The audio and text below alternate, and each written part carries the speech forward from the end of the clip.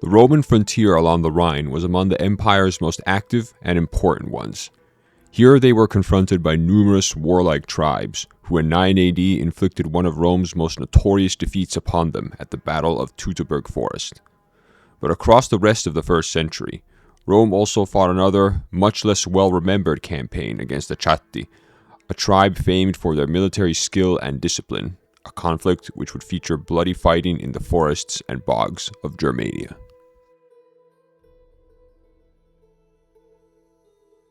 The Romans had first expanded up to the River Rhine and what is currently Germany in the 1st century BC during Julius Caesar's conquest of Gaul.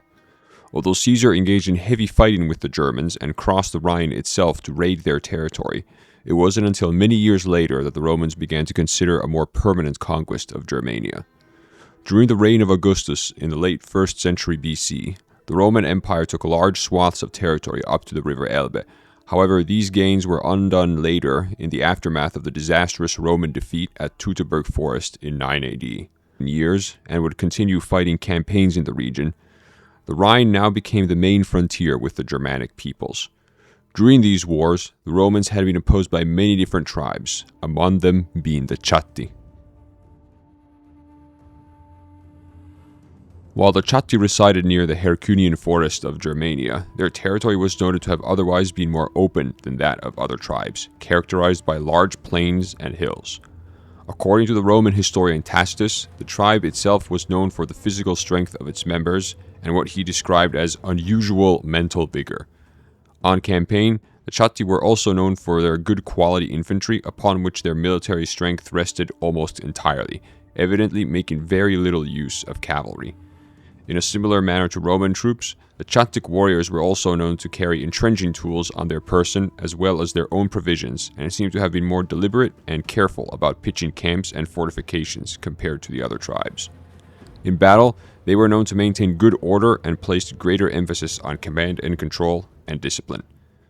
Thus, it was a Tacitus remark that other tribes may be seen going forth to battle, the Chatti come out for a campaign. After the Battle of Teutoburg and the subsequent Roman campaigns under the general Germanicus, the frontier between Rome and the Chatti would remain stable for several decades. It was not until around the year 40 AD that hostilities broke out next, as the Chatti launched a raid on the Rhine frontier. In retaliation, the Roman governor Sulpicius Galba led a counterattack into Chattic territory that defeated the tribe, a pattern that would come to repeat itself several times over the following years. One of the most significant conflicts with the Chatti would then occur a decade later, when in 50 AD they launched another large raid into the province of Germania Superior. The Chatti had received news that the Roman governor had recently died while in office, leaving the area and its army without a clear overall commander, and the Germans decided to take advantage of this lapse in leadership to attack. The Chatti succeeded in gathering large amounts of plunder without meeting any resistance. However, upon the arrival of the new Roman governor, Publius Pomponius Secundus, the empire started to respond more effectively. Pomponius sent orders to 2 Germanic tribes allied to the Romans, the Vangiones and Nemetes, telling them to raise new levies and cut off the Chatti's route of escape. Meanwhile, Pomponius mustered a force of auxiliary cavalry from the troops available to him to quickly intercept the Germanic raiders. Tacitus then describes how the Roman troops were divided into 2 columns, a right side presumably describing the Vangiones and Nemetes, and a left side with the auxiliaries. The Roman cavalry succeeded in intercepting and defeating a Chatti warband that was returning home after a successful raid, and had grown relaxed and overconfident. What was especially notable, however, was the liberation of some Roman prisoners of war captured at the Battle of Teutoburg over 40 years earlier, who had been kept by the Chatti as slaves. The Vangiones and Nemetes on the right column were also victorious, where the Chatti had risked fighting them in a formal battle. After these events, the Chatti attempted to retreat with their plunder to their own territory. However, they were intercepted at the Taunus Mountains by Pomponius, who had predicted the raiders might use this route and was waiting there with his legions. The governor had hoped the Chatti would risk fighting a pitched battle, but since they were now blockaded by the Romans and also had to contend with the threat of their chief Germanic rivals, the Cherusci, they instead decided to negotiate. The Chatti sent a delegation along with hostages to Rome to negotiate with Emperor Nero, after which the war was brought to an end.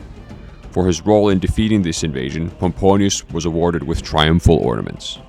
For the next several years, the Chatti rarely became directly involved in Roman affairs, the notable exception being when they briefly intervened in the Batavian revolt of 69 and 70 AD to support the rebels civilis before he was defeated. The next major campaign the Romans fought with the tribe did not take place until the reign of Domitian around 85 AD, though the causes behind it are unclear. The Chatti may have once again become a threat to the Roman frontier with raiding, or Domitian may have simply been looking for an opportunity for military glory. Either way, the emperor would be personally leading this campaign. Hoping to catch the Chatti off guard, Domitian allowed false reports to spread that he was going to tour the nearby provinces to conduct a census, which eventually spread to the Chatti just across the Roman frontier. Once he arrived in the area, Domitian swiftly invaded Chattic territory. However, the Germans were not drawn into open battle and instead began a guerrilla campaign against the Romans. The Chatti established several hidden outposts from where they launched a surprise attack against the Romans. This strategy may have been inspired by the tribe's weakness in cavalry, which left it at a disadvantage in more formal battles against the Roman army, which was supported by high-quality mounted troops in this period. However, Domitian remained undeterred and expanded the scope of the Roman offensive to root out the Chatti hiding places, while the Roman cavalry adapted to the local terrain well and began to fight dismounted in the forests. In the end, Roman adaptability and skill prevailed, and the Chatti were defeated.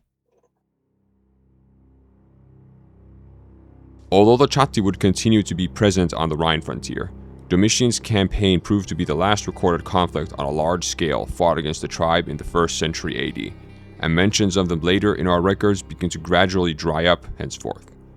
Domitian's victory also led to the annexation of new territory in southwestern Germania for the empire.